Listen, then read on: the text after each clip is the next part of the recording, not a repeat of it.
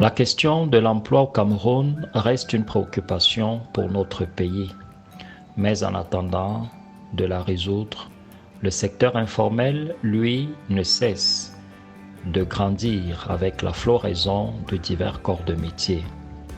Nous sommes ici au kilomètre 10 dans le 3e arrondissement de la ville de Douala où se dresse fièrement ce marché. Le trafic routier est élevé, motos, taxis, et les populations y affluent pour acheter des vivres de toutes sortes. Notre caméra s'est arrêtée sur ce comptoir d'huile et divers d'autres produits de consommation chez notre sœur bien-aimée Mamadi Saké. Je m'appelle Mamadi Saké, Yvonnette. Je me débrouille à faire le marché, mon petit commerce au marché 10. Je vends les rouges, les raffinés, l'arachide, les épices, pistaches, les crevettes, les cubes. J'achète en détail. Je ne peux pas aller en gros parce qu'actuellement le marché est difficile, surtout ces derniers temps où les enfants sont en vacances. On n'arrive pas à vendre comme d'habitude. Son âge et sa condition physique ne vont pas l'empêcher de faire son commerce. J'envoie les gens au marché des oignons. J'achète un peu selon mon niveau. Parce que comme je ne suis pas très régulière au marché, parce qu'il y a un jour comme le mercredi, je dois me reposer pour me préparer à aller à l'église.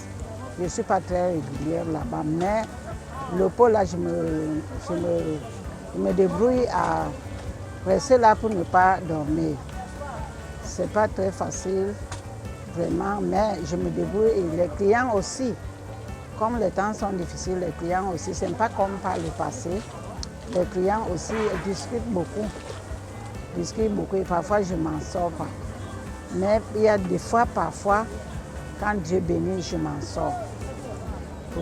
Pas pour chercher beaucoup de bénéfices, mais pour avoir ce que Dieu me donne par jour, pour ne pas rester les bras croisés.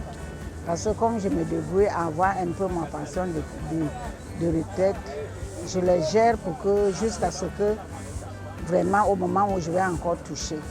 Et ça me permet d'avoir parfois aussi à payer mes dîmes, à payer aussi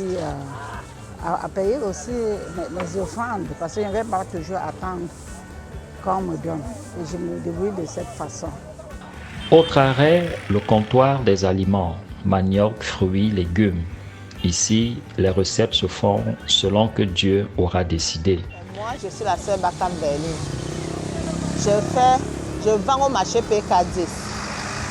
Je fais dans les vivres frais.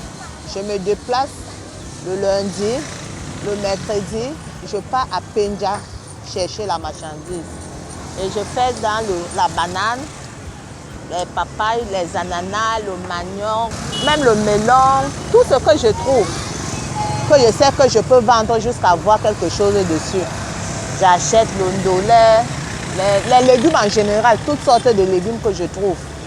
Je fais partie de ça, je vends. Je viens, je vends. Même si parfois cela peut paraître difficile, l'objectif de mettre l'argent de Dieu de côté demeure. Je m'en sors. Parfois, bon, le commerce n'est pas toujours dit qu'on gagne. Il y a les moments où tu perds, les moments où le jour où Dieu veut te bénir, vraiment, il te bénit. Et les moments où tu perds, les moments où tu gagnes, c'est sûr que tout ce que tu as acheté, tu ne peux pas perdre dedans. Tu dois perdre ici, gagner ici. C'est comme ça le commerce, c'est comme ça que je fonctionne. Bon, par rapport aux impôts que vous aviez dit, tu vends, tu vois, ce que tu gagnes un peu là, tu mets de côté. Comme moi là, j'ai déjà payé mon impôt. Parce que quand on lançait l'impôt, j'ai épargné mon argent un peu. Je peux dire que ça ne pèse pas. J'ai pris directement, j'ai donné. Et je suis libre. Pardon surprenant de les voir toutes radieuses, les mercredis, vendredis et les dimanches, dans la maison du Seigneur, fidèles à leur poste de devoir. Dieu, n'étant pas ingrat, continuera sans nul doute à exaucer leurs prières. Bel exemple à suivre, n'est-ce pas? Surtout pour les générations à venir.